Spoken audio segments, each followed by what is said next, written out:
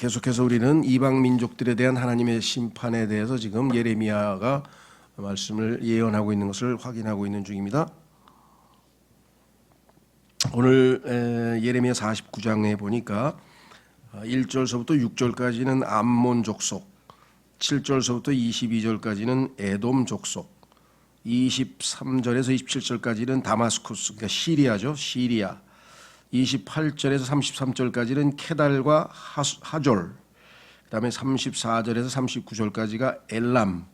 엘람은 오늘날로 치면 이란과 관련된 이란 쪽이죠. 이란이 있는 곳까지 있는 지역까지. 그래서 이스라엘을 둘러싸고 있는 그런 모든 이방 민족들이 하나님의 백성을 어떻게 대하였는지에 대해서 하나님께서 그들에게 적합한 심판을 내릴 것이고 미래에 또 어떻게 그들에게 무슨 약속을 하셨는지 내용입니다. 그렇기 때문에 분량이 많죠. 그래도 하여간 이제껏 그 하나님이 하신 약속은 어떻게 보면 이런 표현을 써서 좀 불경스럽지만 지루하다 하리만큼 반복적입니다. 그죠?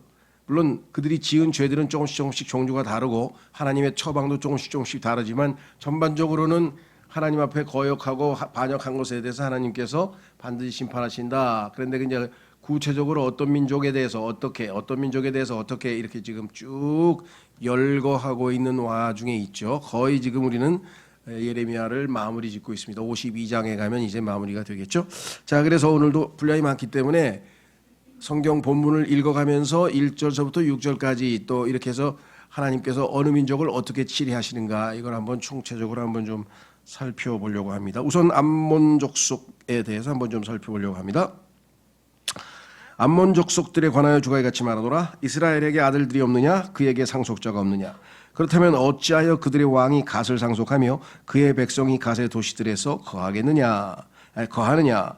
그러므로 보라, 그날들이 오나니 주가 말하노라. 곧 내가 전쟁 경보를 암몬족들의 랍바에서 들려오게 하겠노라. 도시 이름들이 상당히 많이 나오죠.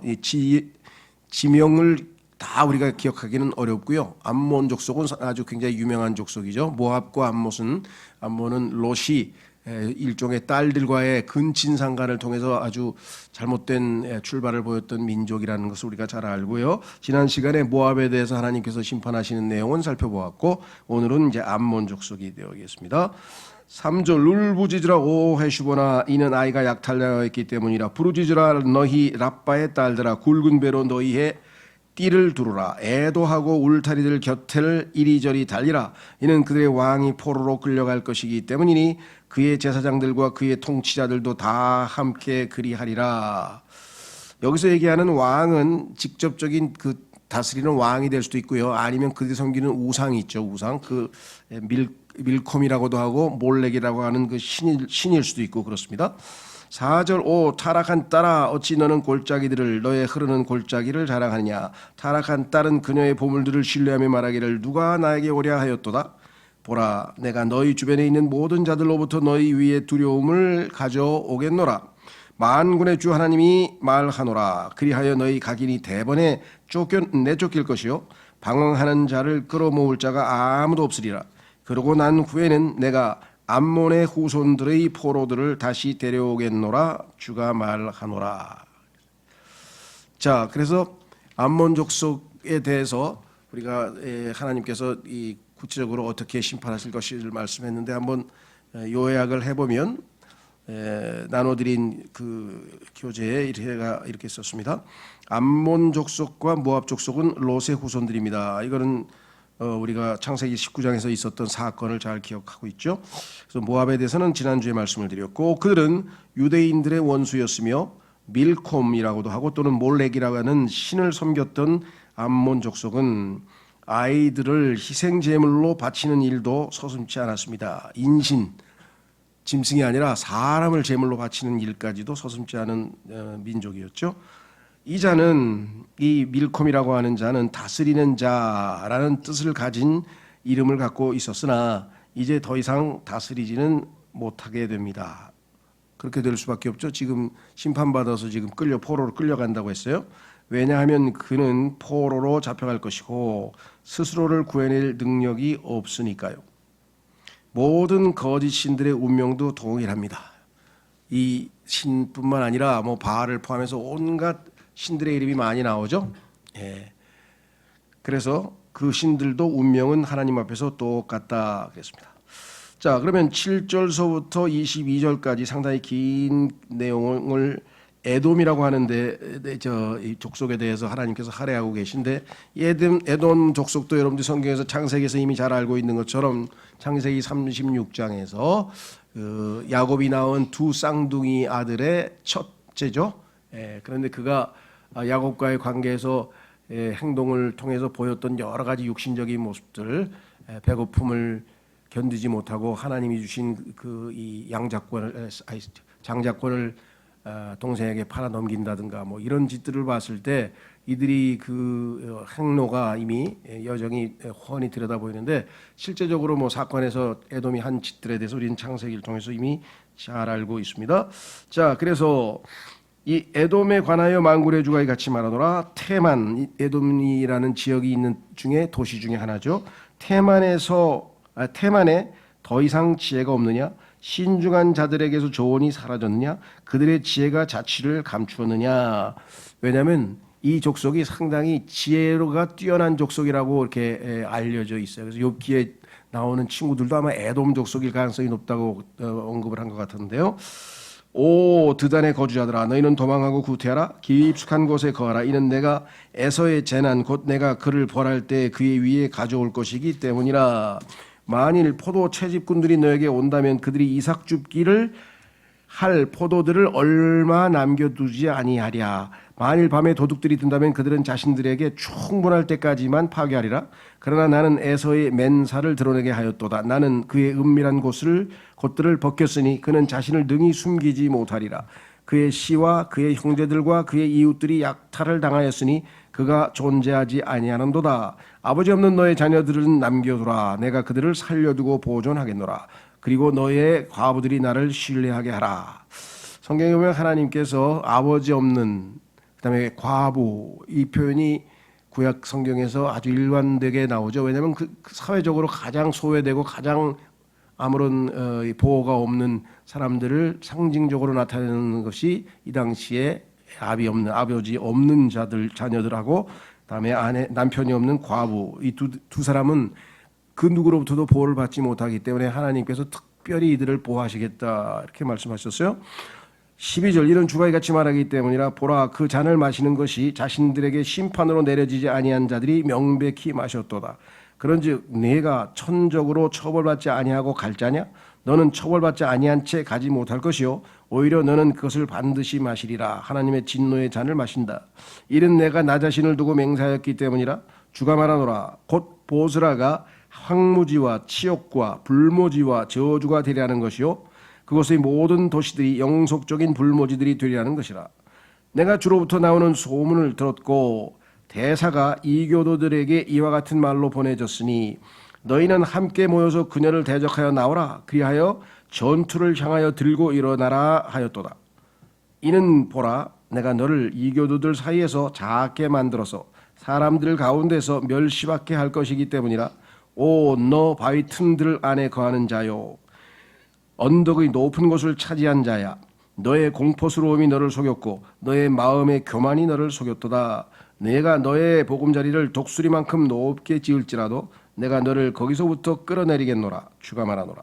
또한 에돔은 황무지가 되리라. 그것을 지나가는 모든 이마다 경악할 것이요 그것의 모든 재앙들에 씩씩대며 야유하리라. 마치 소돔과 고모라와 그것의 이웃 도시들의 괴멸과 같도다. 주가 말하노라. 아무도 거기에 거하지 못할 것이요 사람의 자손은 한 명도 그곳 안에 거하지 못하리라. 보라, 그가 요르단이 범람하는 곳으로부터 강한 자의 거처를 대적하여 사자처럼 올라오리라. 그러나 내가 그를 그녀에게서 갑자기 멀리 달아나게 하겠노라. 그런즉 내가 그녀에게 정해줄 선택된 남자가 누구냐? 그런즉 누가 나와 같으냐? 오늘 금방 찬송했던 누구하고도 비교할 수가 없는 분이시죠. 또한 누가 나에게 때를 정해주겠느냐? 또 내 앞에 설 그 목자는 누구냐? 그러므로 친히 에돔을 대적하여 세운 주의 조언들을 들으라. 그리고 친히 테만의 거주자들을 대적하여 결단한 그의 결단들을 들으라. 양떼 중 가장 작은 양이 반드시 그들을 끌어내리라. 그가 반드시 그들의 거처들을 그들과 더불어 황량하게 만들리라. 그들이 쓰러지는 소음에 땅이 요동하나니 부르짖음에 그곳에 떠들썩한 소리가 홍해 안에서 들렸도다. 보라, 그가 올라와서 독수리같이 날고 그의 날개들을 보즈라 위에 펼치리라. 그리하면 그날에는 에돔의 막강한 남자들의 마음이 자신의 산통들을 겪는 여자의 마음같이 되리라. 자, 여기 보니까 하나님께서 심판하는 방식을 비유적으로 다양하게 얘기했어요. 뭐 사자라든가 독수리라든가, 사자가 공격하는 모습으로 바벨론이 쳐들어오고, 독수리가 아주 먹이를 잡으러 아주 날쌔게 쫓듯이, 그러니까 정말 하나님께서는 그 자연 현상에서 벌어지는 모든 것들에 대해서 일종의 뭐라고 표현해야 되나요? 시청각 교육이라 할까요? 그래서 상당히 재밌는, 어떻게 보면 아주 흥미로운 그런 뭐랄까 비유들을 많이 사용하셨는데 한번 몇 가지 한번 좀 살펴보도록 하겠습니다. 자, 그래서 교재에 보시면 제가 이렇게 썼습니다. 에돔 족속은 야곱의 형제 에서의 후손들로, 창세기 36장에 나오죠. 쌍둥이의 형이죠. 이들은 그죠? 에서의 후손을 에돔 족속이라고 합니다. 이들은 유대인들을 미워했습니다. 실제적으로 이스라엘 백성이 출애굽할 때에도 방해하고 여러 가지 모습으로 괴롭혔죠. 비록 이들이 그들의 큰 지혜로 인정받기는 했으나 지혜로운 민족이다. 그래서 당시에 이 지역에서는 제일 지혜가 뛰어난 민족으로 알려져 있었다. 그런데 그래서 욥이라고 썼는데 욥이 아니고요. 죄송합니다. 옵입니다. 옵. 이 옵이 뭐냐면 오바댜. 오바댜를 줄여서 옵이라 그래요. 옵.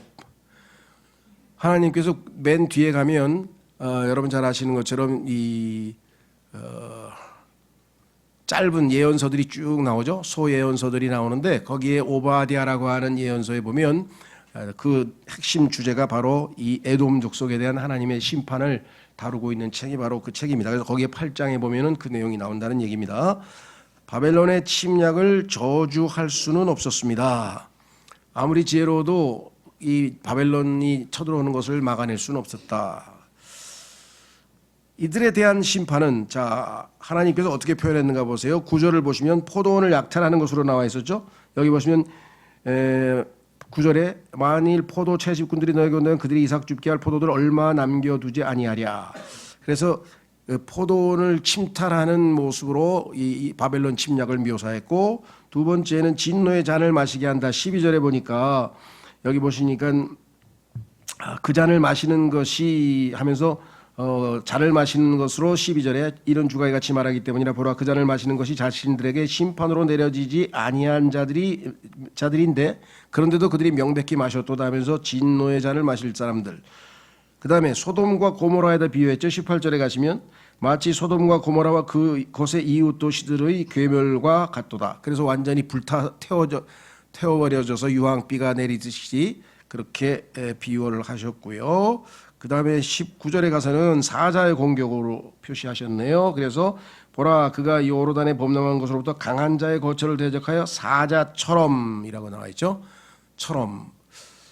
하나님께서 가르치시는 교육 방법의 핵심적인 교육 방법이 뭐냐면 비유법입니다. 비유법.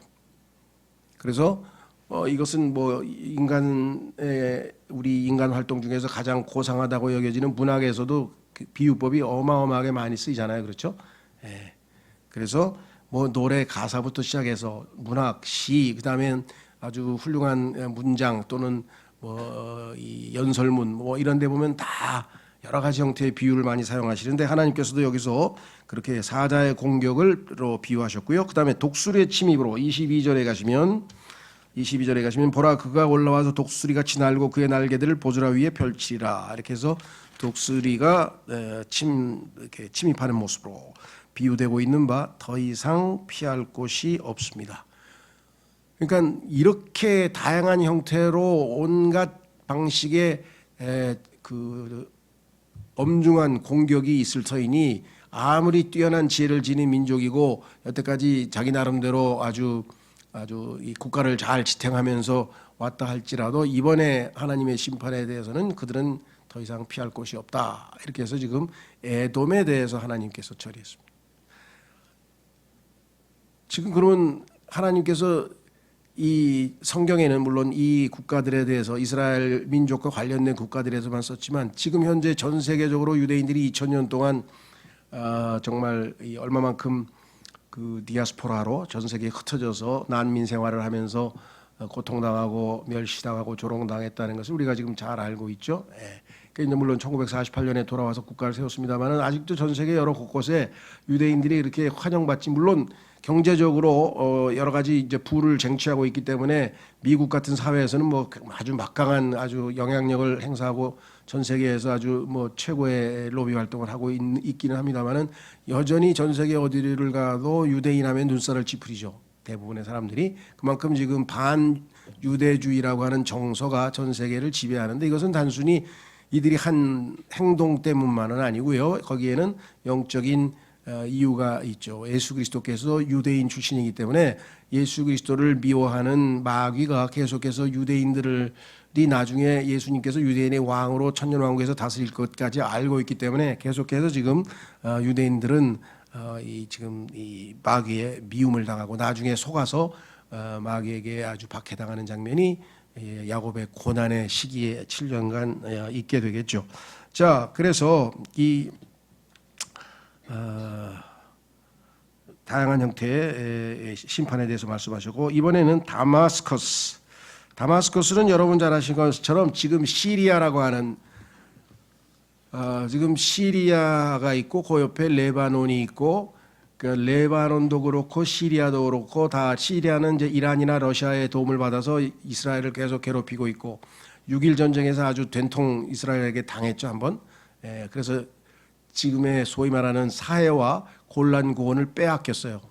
그래서 이스라엘이 지금은 이제 빼앗아서 가지고 있는데, 뭐 거기는 그것 없으면 이스라엘은 더 이상 식수를 공급받을 수 없을 정도로 중요한 그러한 원천이기 때문에 지금 절대로 내주질 않고 있는 것이죠. 그 시리아의 수도 다마스커스, 잘 아시는 사도 바울이 영장을 받아가지고 다마스커스에 있는 유대인들을 체포하기 위해서 가다가 도중에 예수 그리스도를 만나서 눈이 멀고 주여 제가 무엇을 하기를 원하시나이까 하면서 구원받는 장면이 사도행전 9장에 등장하죠. 시리아라고 하는 민족은 뭐 요즘도 뭐 자주 회자는 되지만 성경에서는 상당히 유명한 민족입니다. 왜냐하면 이 유대인의 원조 조상이에요. 그러니까 우리로 치면 어떻게 되나요?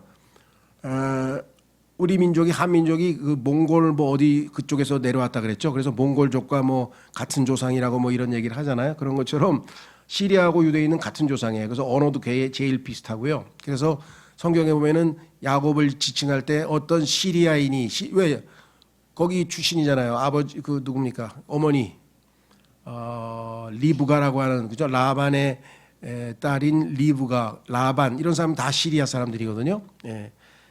자, 그래서 시리아 사람들이 이스라엘 사람들하고 비슷하고 모든 면에서, 그래서 하여간 그 시리아 사람들이 그 이스라엘의 스파이로 많이 들어온다 그러더라고요.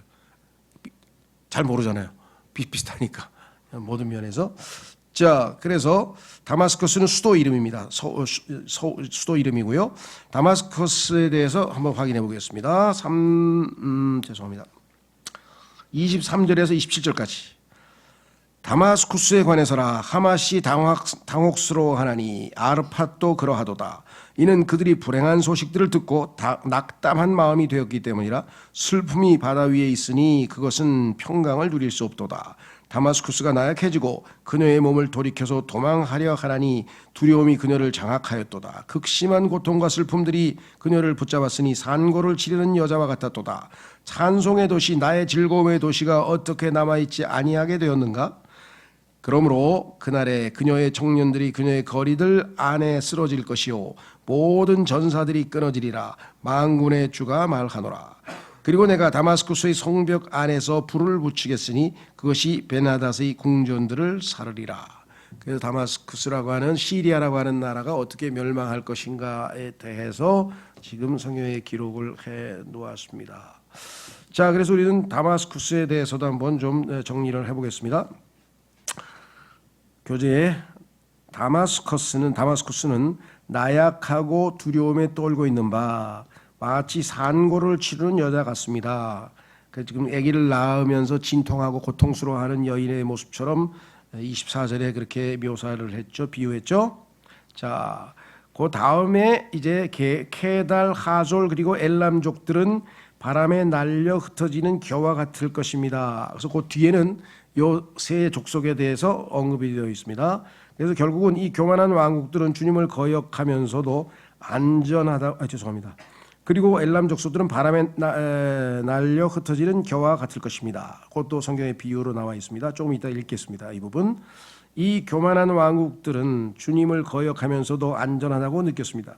주님께서는 오래 참으심으로 이들을 인내하셨습니다. 그러나 그들의 날들은 끝났고 결국 하나님께서는 모두를 심판하셨습니다. 자, 그래서 한번 확인해 보겠습니다. 28절서부터 33절까지. 바벨론 왕 네부카드네자르가 7 케달과 하솔의 왕국들에 관하여 주가 이같이 말하노라. 너희는 일어나라. 케달로 올라가서 동방의 사람들을 약탈하라. 이들은 그들의 천막들과 그들의 양떼들을 탈취하리라. 이들은 그들의 가림막들과 그들의 모든 그릇들과 그들의 낙타들을 자신들에게 취하리라. 그리고 이들은 그들에게 부르짖기를 두려움이 사면에 깔려 있도다 하리라. 뭐 겁박을 하는 거죠. 두려움이 사면에 깔려 있다고 하면서. 자, 그다음에 이제 하졸입니다. 30절. 오 너희 하졸의 거주자들아 도망하라. 멀리 떨어진 곳으로 옮겨가라. 깊숙한 곳에서 거하라. 주가 말하노라. 이는 바빌론 왕 네부카드네자르가 너희를 대적하여 계획을 세웠고 너희를 대적하여 목적을 품었기 때문이라. 일어나라. 너희는 유복한 민족에게 올라가라. 그들은 염려 없이 지내는 민족이요 또한 성문들도 빗장들도 없이 홀로 지내는 민족이라. 주가 말하노라. 그러니까 아주 나름대로는 아주 튼튼한 국방력도 있고 경제적인 부도 있는 좋은 나라였지만 그러나 그것 가지고 하나님의 심판을 면할 수는 없다 이 말씀이죠. 32절. 그리고 그들의 낙타들은 노획품이 될 것이요 그들의 가축들의 무리는 약탈물이 되리라. 그리하여 내가 맨 끝 구석들 안에 있는 자들을 모든 바람들 속으로 흩겠노라. 그리고 나는 그곳의 사면으로부터 그들의 재난을 가져오겠노라. 주가 말하노라. 그리고 하솔은 용들을 위한 거주지가 될 것이요 영원토록 항무지가 되리라. 거기에 거하는 사람이 아무도 없을 것이요 사람의 자손은 아무도 그곳 안에 거하지 아니하리라. 그래서 결국은 이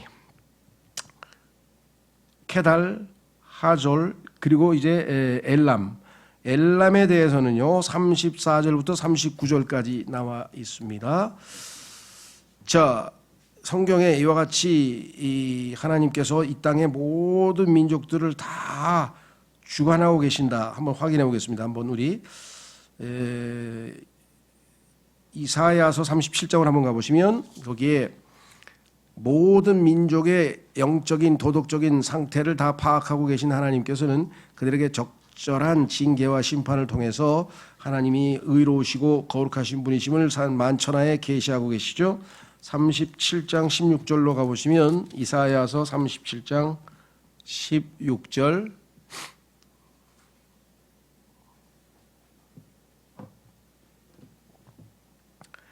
오 그룹들 사이에 거하시는 분 곧 만군의 주 이스라엘의 하나님이여 당신 바로 당신만이 홀로 땅의 모든 왕국들의 하나님이시니이다. 당신께서 하늘의 땅을 만드셨나이다. 모든 왕국들의 하나님이신데 성경에 보니까 이것이 마귀에 의해서 장악되어서 하나님의 왕국들이 세상의 왕국들이 지금 되어 있는 상태죠. 지금 이 세상의 모든 왕국들은 하나님의 왕국들의 모습이 아니라는 거죠. 요한계시록 11장으로 가보겠습니다. 계시록 11장에 가면은 이 세상의 왕국들이 예수 그리스도의 재림과 더불어 그리스도의 왕국으로 바뀌게 될 것이다. 그래서 예수님의 그것들을 모조리 다 탈취하셔서 빼앗을 것을 그래서 예수님의 휘하에 두실 것을 천년왕국 동안에 그렇게 하실 것을 기록해 놓았죠. 요한계시록 11장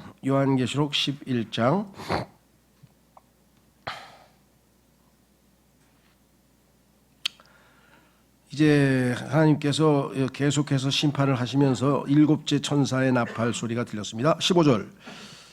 11장 15절에 그리고 일곱째 천사가 나팔을 울렸더니 하늘에서 커다란 은성들이 있어 말하기를 이 세상의 왕국들이 우리 주의 왕국들과 그분의 그리스도의 왕국들이 되는도다. 원래는 아까 하나님의 왕국들이라 그랬잖아요. 그러면 하나님께서 그 왕국들을 다 아들에게 주셨는데 그 아들이 상속받을 왕국들을 적그리스도가 중간에 강탈해서 지금 자기의 것, 그래서 세상의 왕국들로 만들었는데 그 세상의 왕국들을 여기에 나와 있죠. 주의 왕국들과 그분의 그리스도의 왕국들, 하나님의 왕국들과 예수 그리스도의 왕국들로 만드는 그날 예수 그리스도의 재림 때 이루어질 일이다. 그리고 그 왕국들을 전부 다 하나님께서는 심판하셔서 양으로 염소로 나누어서, 그렇죠? 이스라엘을 도와준, 즉 육신적으로 예수님이 유대인 출신이니까 이스라엘 예수님의 육신적 형제들을 도와준 국가들은, 친절하게 대해준 국가들은 다 그들을 소위 말하는 양으로 분류하셔서 천년왕국에서 지내도록 그렇게 세상에 하나님의 왕국들을 상속받도록 그렇게 하시고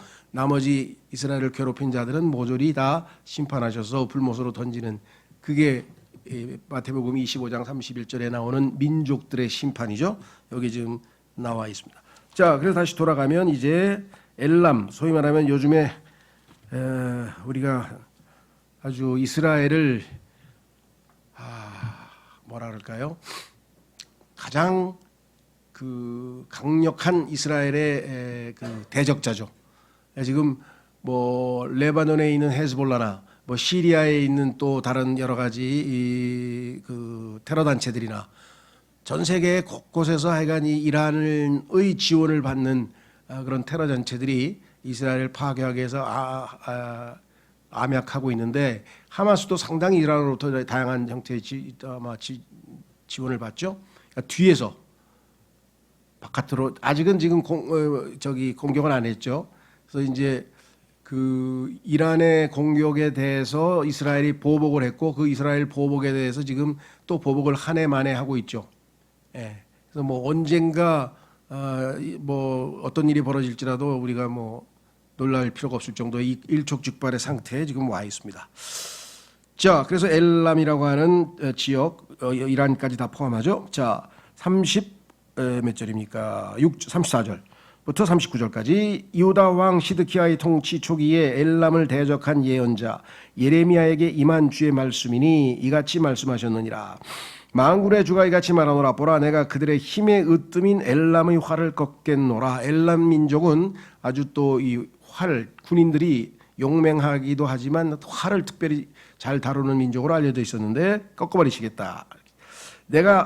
그리고 내가 엘람 위에 사방의 하늘로부터 네 바람들을 가져오겠노라. 그리하여 그들을 그 모든 바람들 쪽으로 흩겠노라. 그리고 엘람의 추방자들이 그리로 이르지 아니할 민족은 아무도 없으리라. 이는 내가 엘람을 그들의 원수들의 앞과 그들의 생명을 찾는 자들의 앞에서 좌절하게 할 것이기 때문이라.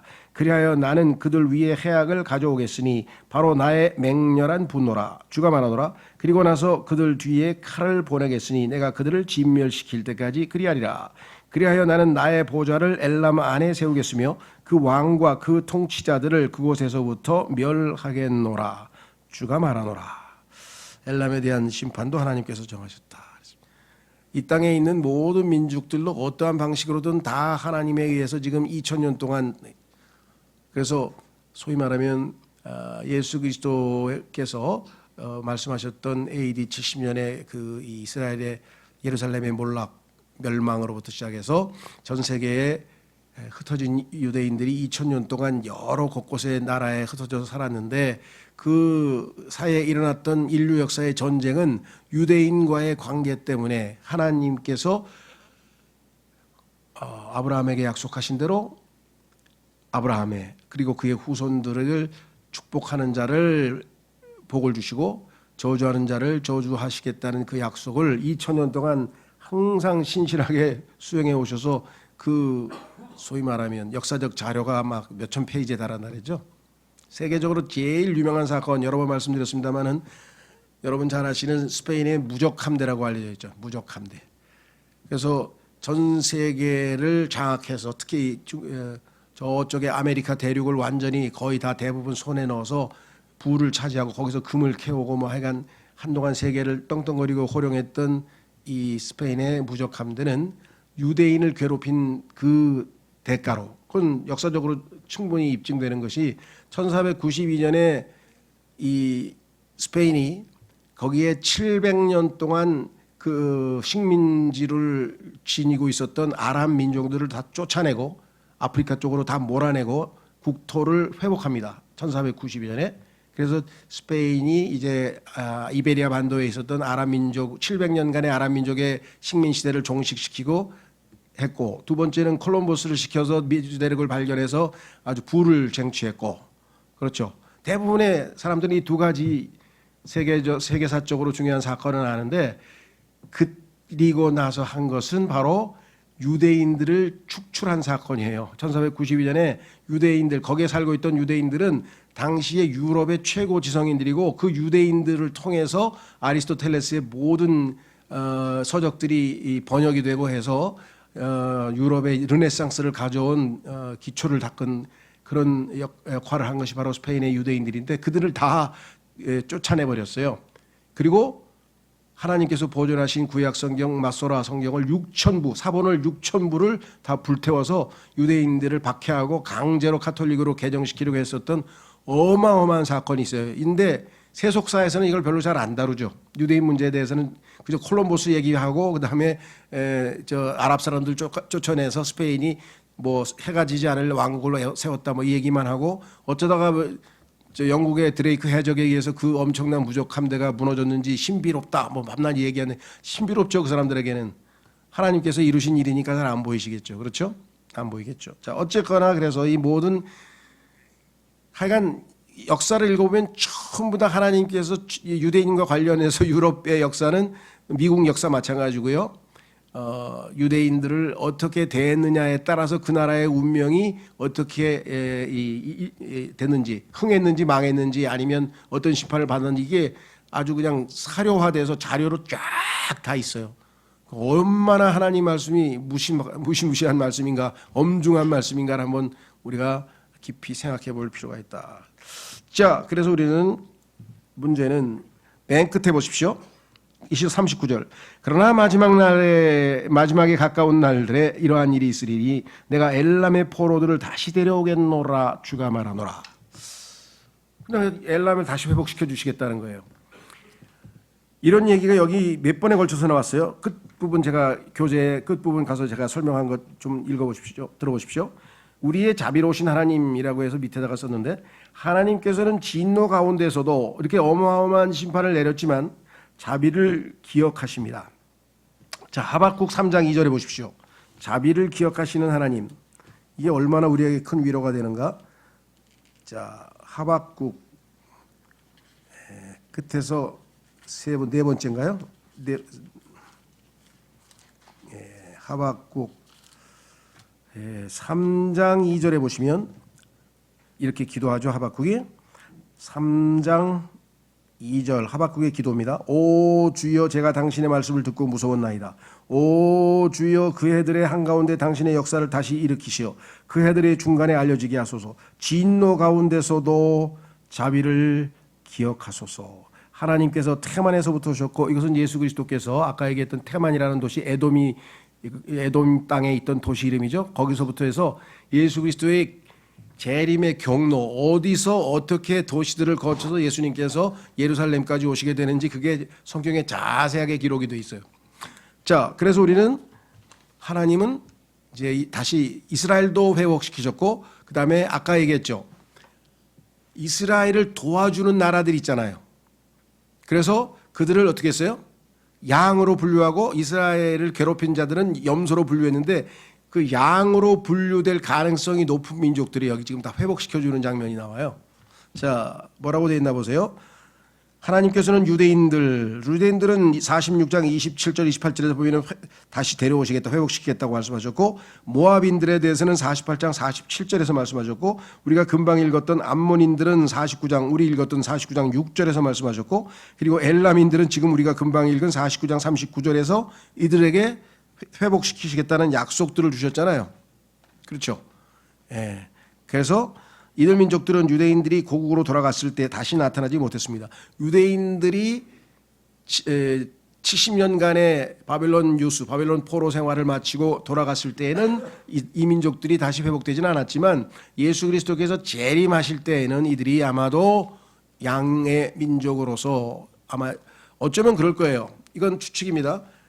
이스라엘을 괴롭혀서 하나님 앞에 큰 심판을 겪었던 경험들을 근거로 해서 이 소위 말하면 적그리스도가 지배할 때 이스라엘이 3년 반, 후 3년 반 탄압을 받을 때 이들을 아마 도와줄 그런 민족들이 이 여기에 언급된 하나님께서 약속하신 그 민족들이 아닌가 이렇게 추측을 해볼 수가 있죠.